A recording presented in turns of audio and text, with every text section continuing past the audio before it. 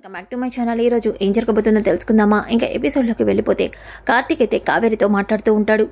ఏంటో కార్తీక్, ఇలా జరుగుతుందని అస్సలు అనుకోలేదు. దీప దశరథ గారిని షూట్ చేయడం ఏంటి, ఇదంతా ఏదో మాయలాగా అనిపిస్తుంది అని వెనకాలనే ఆ మాటలు విన్న కార్తీక్ మాత్రం ఎందుకనో అనుమానంగా అనిపిస్తుంది. దీప చెప్పిన మాటలకి ఈ మాటలకి ఎక్కడా పొంతనలేదు. వీటన్నిటికీ మధ్యలో ఇంకేదో జరిగిందనే అనిపిస్తుంది. అవును, దీపని ఇరికించడానికి జోష్న గౌతమ్ మంచివాడు కాదని తెలిసి కూడా అందరి ముందు నటించింది. ఇప్పుడు కూడా మావయ్య విషయంలో దీపని ఇరికించడానికి జోష్న ఏదైనా కుట్ర చేసుంటుందా అని కార్తీక్ మనసులో అనుకుంటాడు.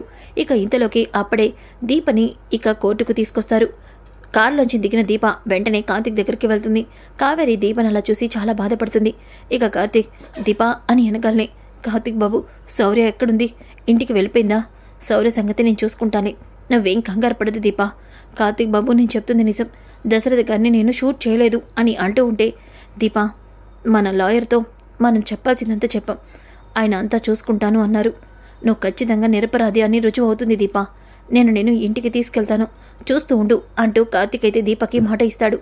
ఇక పక్కనున్న కావేరి, చూడు దీప, నువ్వెప్పుడు నీ పక్కనున్న వాళ్ళు బాగుపడాలి అనుకుంటావు. అంత మంచి మనసున్న నీకు ఆ దేవుడు అన్యాయం చేయడు. ఖచ్చితంగా నువ్వు నిర్దోషి అని నిరూపణ అవుతుంది. అవును దీప, ఆ నమ్మకం నాకుంది అని వెనకాలే, చూడండి, అలా గుడ్డి నమ్మకంతో ఉంటే అందరూ కట్టకట్టి జైలుకి వెళ్లాల్సి వచ్చి చిప్ప కూడా తినాల్సి వస్తుంది. దాంతో మీరుంటే అని పారిజాతం అంటుంది. ఒక్కసారిగా కావేరి అలాగే కార్తీక్ దీప షాక్ అవుతారు. ఇక సుమిత్ర అలాగే శివనారాయణ అక్కడ ఉంటారు. ఇక సుమిత్ర అయితే, చూడు, ఒకప్పుడు నేను కూడా ఈ దీపని అలాగే నమ్మాను. తన చుట్టుపక్కన ఉన్న అందరినీ సంతోషంగా ఉంచుతుంది అనుకున్నాను. కానీ ఎప్పుడైతే నా పసుపు కుంకాలన్నీ తుడిచేయడానికి సిద్ధపడిందో అప్పుడే ఈ దీప నిజస్వరూపం ఏంటో నాకు పూర్తిగా అర్థమైంది. సుమిత్రమ్మ గారు, నేను చెప్పేది వినండి అని దీప అంటుంది.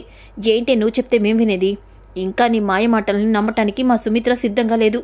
సుమిత్ర, గుర్తుంది కదా, ఎట్టి పరిస్థితుల్లోనూ ఈ దీపకి శిక్ష పడాల్సిందే అని వెనకాలే. ఇక కార్తీక్, పరు, ఎందుకు ఇలా మాట్లాడుతున్నావు? కనీసం కనికరం లేకుండా. ఏంట్రా కనికరం? చెప్పు, దేనికోసం ఉండాలి నీ భార్య మీద? అక్కడ నా కొడుకు 2 రోజులు చావు బతుకులతో పోరాడాడు. వాడు ఏ క్షణానికి కళ్ళు తెరుస్తాడో లేదో కూడా డాక్టర్లు చెప్పలేనన్నారు. ఈ తండ్రి గుండె ఎంత తల్లడిల్లిందో నీకు తెలుసా? చెప్పరా? ఈరోజు నీ భార్య నీ కూతురు దగ్గరించి వచ్చేసరికి తల్లడిల్లిపోతున్నావు చెప్పేసి ఇక శివనారాయణ అంటాడు. ఇక పారు, ఎందుకండి వీడితో మాటలు? వీడిప్పుడు కళ్ళు మూసుకున్న గుడ్డివాడు. వీడెప్పుడు కూడా ఆ దీపని, దాని కూతురు శౌర్యని మాత్రమే చూడగలడు. మన బాధని, మన కష్టాన్ని వాడికి ఎంత చెప్పినా అర్థం కాదు అని వెనకాలనే అప్పుడే జోస్న అక్కడికి వస్తుంది. గ్రాని, ఎందుకు బావని అలా అంటున్నావు? బావ మంచివాడు, అందుకే ఇంకా దీపని గుడ్డిగా నమ్ముతున్నాడు. ఏదో ఒకరోజు దీప నిజస్వరూపం ఏంటో బావకి కూడా తెలుస్తుంది. అప్పుడు బావ దీపని ఖచ్చితంగా అసహించుకుంటాడు అని వెనకాలనే, స్టాప్ ఇట్ జోస్న. ఏం తెలుసు నీకు దీప గురించి? ఏం తెలుసని నువ్వు మాట్లాడుతున్నావు? మీ అందరూ అనుకున్నట్టు దీపని ఒకవైపే మీరు చూశారు, కానీ దీప ఎలాంటిదో నాకు పూర్తిగా తెలుసు. నేను అందుకని ఇలా మాట్లాడుతున్నాను. ఏం తెలుసురా నీకు? చెప్పు. ఈరోజు మీ మావయ్య ఈ పరిస్థితికి రావడానికి దీప కాదు. అత్త, నేను ఒక్కటి అడుగుతాను, చెప్పు. ఆ రోజు గుడిలో నిన్ను దీప కాపాడకపోయి ఉంటే ఈరోజు నువ్వు మా అందరి మధ్యలో నిలబడేదానివా? చెప్పత్తా. అక్కడ నీ కన్న కూతురు జోస్న ఉంది. అలాగే ఆ మాటలకి పారిజాతం, అందుకే కదా ఈ మహాతల్లిని తీసుకొచ్చి ఇంట్లో పెట్టుకున్నాం. పాముకు పాలు పోసినట్టే అన్న విషయాన్ని తెలుసుకోలేకపోయాం. ఈరోజు మా అందరికీ అర్థమైంది అని వెనకాలే.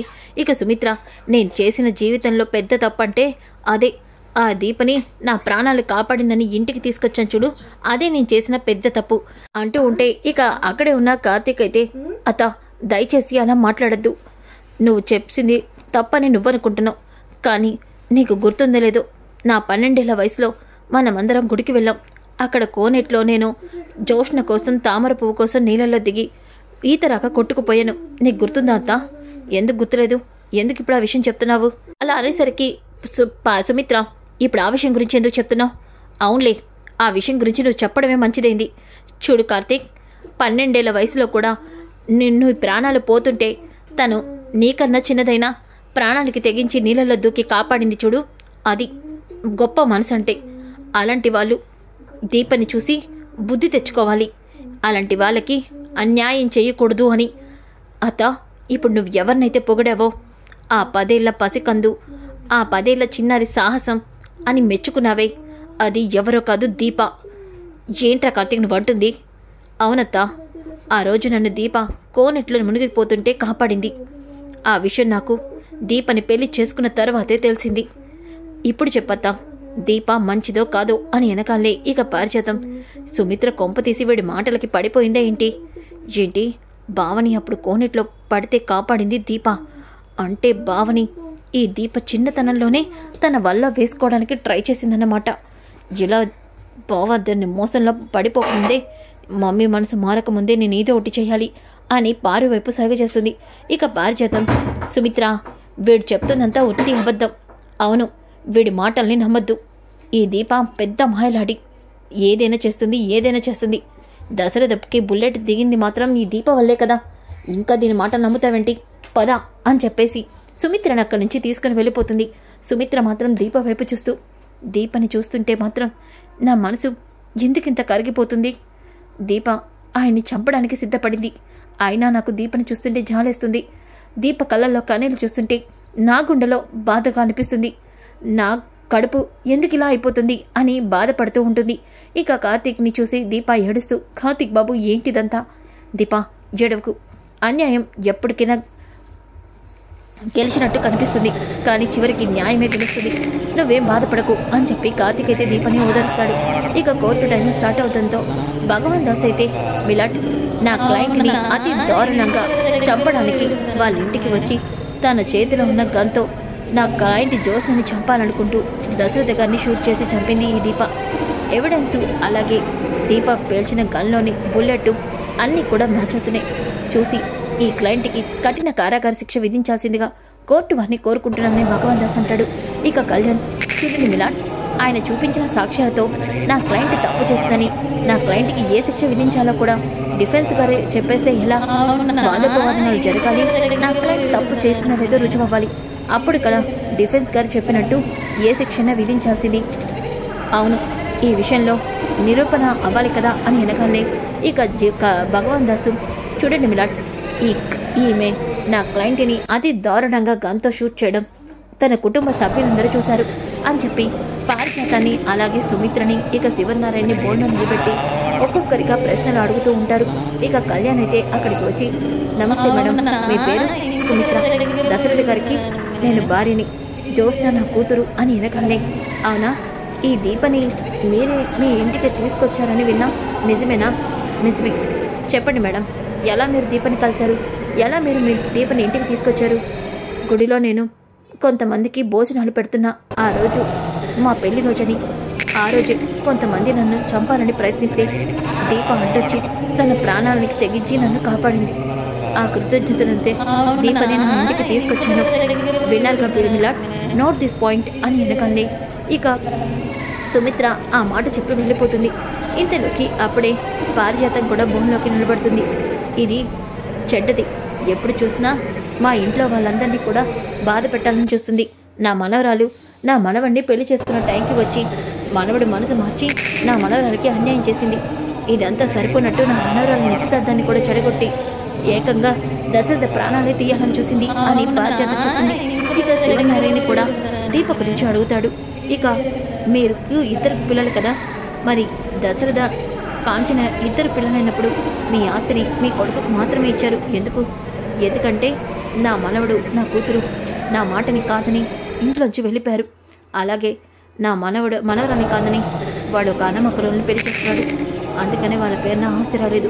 నోట్ దిస్ పాయింట్ మిలాట్ అని చెప్పేసి కళ్యాణ్ రమ్మంటాడు. ఇక అంతా కూడా అయిపోయినాక కళ్యాణ్, మిలాట్ మీరే ఆ కుటుంబ సభ్యులు చెప్పినంతా విన్నారు. దీప సుమిత్ర గారి ప్రాణాలని కాపాడింది.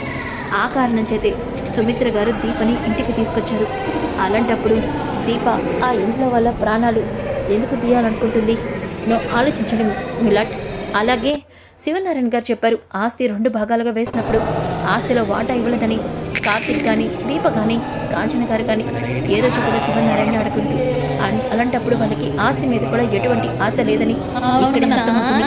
అలాంటప్పుడు నా క్లయింట్ దీప జ్యోత్స్నని కానీ దశరథ గారిని ఎందుకు చంపాలనుకుంటుంది అని వెనకాలనే అందరూ కూడా షాక్ అయిపోతారు. ఇక భగవాన్ దాస్, మిలాట్ కావాలని దీప సుమిత్ర గారిని చంపడానికి రౌడీని పెట్టించి తను కాపాడినట్టు నటించి ఆ ఇంట్లో అడుగుపెట్టి తనే ఇదంతా కావాలని చేసిందేమో కార్తిక్ను కూడా కావాలని పెళ్లి చేసుకుందేమో, ఇదేనేమో తన ప్లాన్ అని అంటూ ఉంటే ఇక కళ్యాణ్ నవ్వుతూ, చూడండి మిలాడ్, నిజంగా అలాంటి సిచ్యువేషనే వస్తే ఆ రోజు సిచ్యువేషన్కి దీప ప్రాణాలు కూడా పోయాయి కదా, మరి అలాంటప్పుడు తన ప్రాణాలు కూడా పోయే అంత రిస్క్ ఏ మనిషి అయినా ఎందుకు చేస్తాడు అని వెనకాలనే ఇక జడ్జు, కానీ గన్లోని బుల్లెట్ తను పేల్చిన గన్లోంచి వచ్చిందని రుజువు అవుతుంది కదా, ఒకవేళ తను మంచిదే అయి ఉండొచ్చు, కానీ తన ప్రాణాలను కాపాడుకోవడం కోసం తను గన్తో షూట్ చేసి ఉండొచ్చు కదా.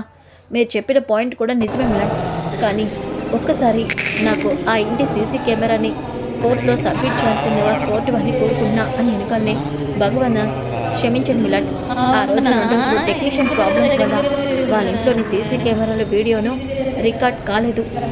నోట్ దిస్ పాయింట్ మిలాడ్, కరెక్ట్గా ప్రమాదం జరిగిన రోజే టెక్నీషియన్ ప్రాబ్లం వల్ల సీసీ కెమెరాలో వీడియో రికార్డ్ కాకపోవడం ఏంటి అంటే నా క్లయింట్ ఈ తప్పు చేయలేదని క్లియర్గా అర్థం కావట్లేదు, నా క్లయింట్ని ఎవరో ఇరికించడానికి ఇదంతా పక్కా ప్లాన్ చేశారు అని వెనకాలనే ఒక్కసారిగా ఇక దీప నేను దశరథ గారిని షూట్ చేయలేదు అని అంటూ ఉంటుంది. ఇక భగవంత్ దాస్ ఏంటి క్లయింట్ గురించి సాక్ష్యం లేక కళ్యాణ్ కేసుని 4 వైపులా తిప్పుతున్నాడు అని వెనకాలనే ఇక ఒక్కసారిగా అప్పుడే దాస్ అయితే ఇక హాస్పిటల్ దగ్గరికి అయితే వస్తాడు. రాగానే రూమ్లో ఉన్న దశరథని చూస్తాడు. ఇక దశరథ్ దగ్గరికి వెళ్ళి అన్నయ్య అన్నయ్య అని అంటాడు. ఇక ఒక్కసారిగా దాసుని చూసి, దాసు నువ్వు ఇక్కడ అన్నయ్య, నీతో ముఖ్యమైన విషయం చెప్పాలి, అందుకే నేను ఇక్కడికి వచ్చాను అన్నయ్య. ఏంటి దాసు, ఏం చెప్పాలనుకున్నా నువ్వు? అన్నయ్య, మీరు అందరూ అనుకున్నట్టు దీప చెడ్డది కాదన్నయ్య, అవును, ఇదంతా రాక్షసి చేసిన కుట్ర, దానివల్లే ఈరోజు నువ్వు ఇలా ఈ పరిస్థితిలో ఉన్నావు. నేను చెప్పేది నిజమన్నయ్య, నిన్ను చంపి అలాగే దీపక్ కూడా అన్యాయం చేయాలని చూస్తున్న రాక్షసి, నువ్వే ఎలా అయినా దీపని కాపాడాలన్నయ్య అని అంటూ ఉంటాడు. దాసు నువ్వేమంటున్నావు నాకు అర్థం కావట్లేదు, అసలు నువ్వేం చెప్పాలనుకుంటున్నావు? అన్నయ్య, మీ అందరూ అనుకున్నట్టు జ్యోత్స్న మీ ఇంటి వారసురాలు కాదన్నయ్య, జ్యోత్స్న నా కళ్ళ కూతురు అని అంటాడు. ఒక్కసారిగా శివనారాయణ దాసు చెప్పడంతో దశరథ షాక్ అయిపోతాడు. దాసు ఏమంటున్నా నువ్వు? అవునన్నయ్య, నేను చెప్తుంది అక్షరాల నిజం, మీ అందరూ అనుకున్నట్టు జ్యోత్స్న మీ కన్న కూతురు కాదు, జ్యోత్స్న నా కూతురు అన్నయ్య. ఈ విషయం ఎక్కడ బయట పెడతానని జ్యోత్స్న నా ప్రాణాలు తీయాలని చూసింది. దాసు అంటే జ్యోత్స్నకి నేనే తన కన్న తండ్రిని తెలుసు అన్నయ్య. అసలు ఈ విషయం ఎలా జరిగిందో నీకంతా చెప్తానన్నయ్య. 25 ఏళ్ల క్రితం మా అమ్మ కళ్యాణికి అలాగే సుమిత్ర వదినికి డెలివరీ అవుతూ ఉంటే ఆ రోజు సుమిత్ర వదినికి పుట్టిన కూతుర్ని అలాగే నాకు పుట్టిన నా కూతురు జ్యోత్స్నని మార్చేసింది. మీ కూతురు చనిపోయిందని అందరి ముందు నాకు అబద్ధం చెప్పింది, కానీ మీ కూతుర్ని తీసుకెళ్లి కబేలాకి ఇచ్చి చంపేమని చెప్పింది. కానీ కబేలా ఆ పసికన్నని చంపలేక బస్టాండ్లో వదిలి వెళ్ళిపోయాడు. అప్పుడే తనని కుబేర్ అనే అతను తీసుకెళ్లి పెంచుకున్నాడు. అవునన్నయ్య, ఏంట్రని అంటుంది అంటే నా కూతురు మీరందరూ అసహించుకుంటూ మీ ప్రాణాలు కూడా తీయాలని దూరం పెడుతున్న దీపే నీ కన్న కూతురు అన్నయ్య. ఆ జోష్ని దీపని ఈ ఇంటికి దూరం చేయడానికి ఇవన్నీ చేస్తుందన్నయ్య. దీపని నువ్వే కాపాడాలన్నయ్య అని దాసు అంటాడు. ఒక్కసారిగా దశరథ తన చేతికి ఉన్న అన్ని వైర్లన్నీ తీసేస్తాడు. అప్పుడే నర్సు డాక్టర్ వచ్చి ఏం జరుగుతుంది, అసలు మీరెవరు, పేషెంట్ ఎందుకు ఇలా విసిగిస్తున్నారు? సార్ మీరు వెళ్ళడం ప్రమాదం సార్.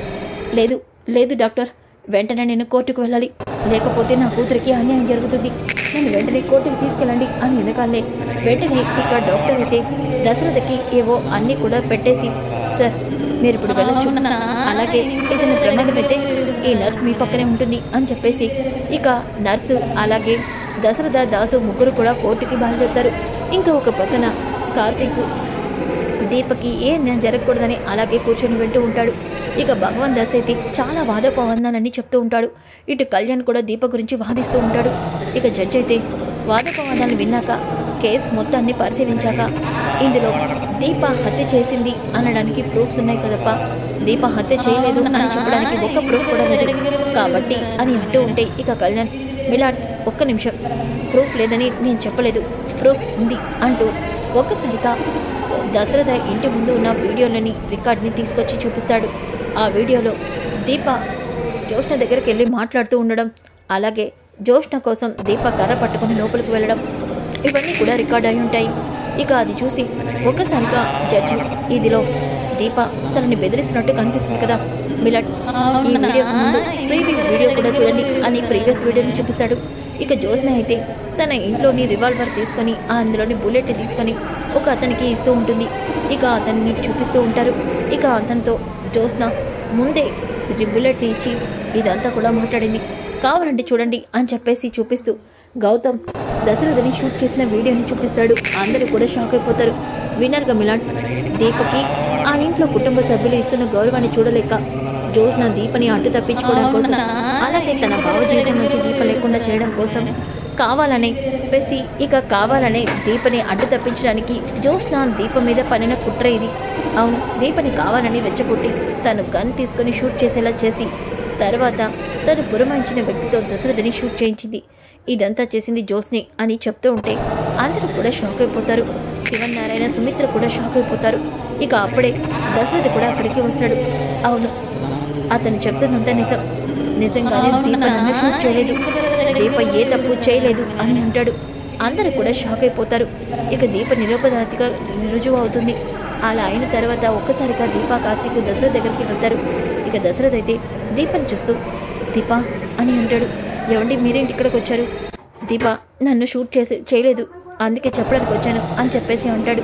ఇక జ్యోత్స్న అయితే ఇదేంటి ఈ దాసగాడు ఇక్కడున్నాడు, కొంప తీసి నాతో నిజం చెప్పేశాడా అని అనుకుంటూ ఉంటే ఇక దశరథ ఇప్పుడు దీపకి నాకు నిజం తెలిసిందని జ్యోత్స్నకి తెలిస్తే దీప ప్రాణానికి ప్రమాదం, అందుకని ఈ విషయాన్ని నేను బయట పెట్టను అని అనుకుంటూ ఉంటాడు.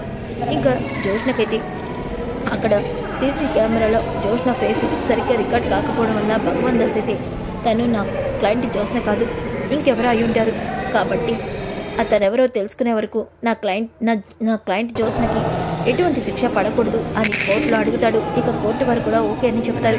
ఇక జ్యోత్స్న అయితే అందరి ముందు తలదించుకుంటుంది. ఇక సుమిత్ర అయితే దీపని క్షమాపణ అడుగుతుంది. ఇక కోర్టులో కేసు గెలిచినందుకు దీప కార్తీక్ చాలా సంతోషపడతారు.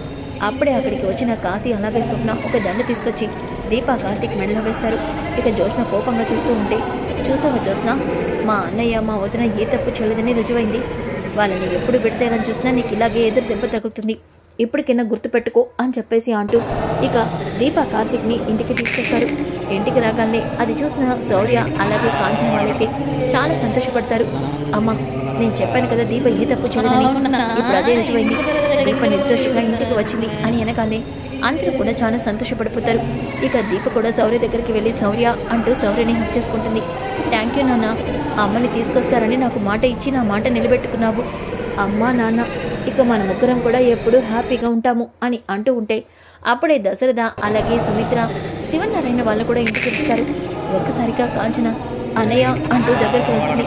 ఇక వెంటనే దశరథ నాకేం కాలేదు కాంచన, మీ అందరి ప్రేమ నా కూతురి ప్రేమ నాకు తోడుకు ఉండగా నాకేం కాదు అని వెనకాలే జ్యోత్స్న ఏంటి నాన్న దీప వైపు చూస్తూ కూతురి ప్రేమ అంటున్నాడు, నాన్నకి నేను కూతుర్ని కాదని తెలిసిపోయిందా అని అనుకుంటూ ఉంటే ఇక సుమిత్ర క్షమించు వదినా, దీప ఈ తప్పు చేస్తుందని నీతో నేను చాలా కోపంగా మాట్లాడాను, నన్ను క్షమించు వదినా అని అనగాలనే ఇక శివనారాయణ కూడా అమ్మ దీప నువ్వేంటో తెలియక నీ గురించి చాలా తప్పుగా మాట్లాడాను, నన్ను క్షమించమ్మా. తాతయ్య గారు మీరు నన్ను క్షమాపణ అడగడం ఏంటి, మనమందరం ఒక కుటుంబం, మీరు ఇప్పుడు నాకు తాతయ్య గారు, అలాగే సుమిత్రమ్మ అలాగే దశరథ గారు నాకు తల్లిదండ్రులతో సమానం కాదు, మేమే మీ తల్లిదండ్రులమ్మ, కానీ ఇప్పుడు ఈ నిజం నేను బయట పెడితే నీ ప్రాణానికే ప్రమాదం. అవును జ్యోత్స్న ఇంత చేసింది, నీ ప్రాణాలు తీయడానికి ఇంకేదైనా చేయొచ్చు, అందుకే ఈ నిజం ఎప్పటికీ కూడా బయటపడకుండా నేను ఎలా కాపాడుకొని ఈ నిజం బయట పెట్టాలో నాకు తెలుసు, నాకు అంతా తగ్గాక అప్పుడు జ్యోత్స్న గురించి అందరితో నిజం చెప్తాను అని దశరథ అనుకుంటూ ఉంటే ఇక జ్యోత్స్న అయితే ఇక్కడేదో నాకు తెలియకుండా జరుగుతుంది అవును అని అనుకుంటూ ఉంటే ఇక పారిజాతం ఏంటి అంత పెద్ద ప్లాన్ చేసావు, ఈ దీపని జీవితాంతం జైలుకి పంపిస్తానని, కానీ ఇప్పుడు నువ్వే ఇరుక్కున్నట్టున్నావు, ఆ కెమెరాలో రికార్డ్ అయిన అమ్మాయి నువ్వే అని ఒక్కసారి ప్రూవ్ అయితే నీకు జైలు శిక్ష పడుతుంది, అలాగే ఇంట్లో వాళ్ళు కూడా నిన్ను అసహించుకుంటారు, కానీ అలా ఎందుకు జరగనిస్తాను, అది నేను కాదు అని ప్రూవ్ చేయడానికి ఏదో ఒకటి క్రియేట్ చేస్తాను, కానీ ఇక్కడ ఏదో నాకు తెలియకుండా జరుగుతుంది అని అంటూ ఉంటే దాసు కాశీ స్వప్న అక్కడికి వస్తారు. అమ్మా ఒరే దాసు ఇప్పుడు నీకు ఎలా ఉందిరా, నీకు అంతా బాగానే ఉందా, నన్ను గుర్తుపట్టావా, నిన్నెందుకు గుర్తుపట్టినమ్మా, ఇప్పుడు నాకు అన్ని విషయాలు గుర్తున్నాయి, అందరినీ కూడా గుర్తుపడుతున్నాను అమ్మ జ్యోత్స్న అని వెనకాలనే ఒకసారిగా దాసుని చూసి జ్యోత్స్న కంగారు పడుతూ ఉంటుంది. ఏంటమ్మా కంగారు పడుతున్నావు నన్ను చూసి, అంటే బాబాయ్ అది అది అని అంటూ ఉంటుంది. నువ్వు నా కూతురువమ్మా, నన్ను చూసి నువ్వు కంగారు పట్టవేంటి అని దాసు అనగానే జోష్న టెన్షన్ పడిపోతూ ఉంటుంది. ఇక కొంపు తీసి కూడా ఇప్పుడు నిజం చెప్తాడా ఏంటి అని టెన్షన్ పడిపోతూ ఉంటే అందరూ కూడా ఇక జోష్న వ్యక్తి కోపంగా చూస్తారు.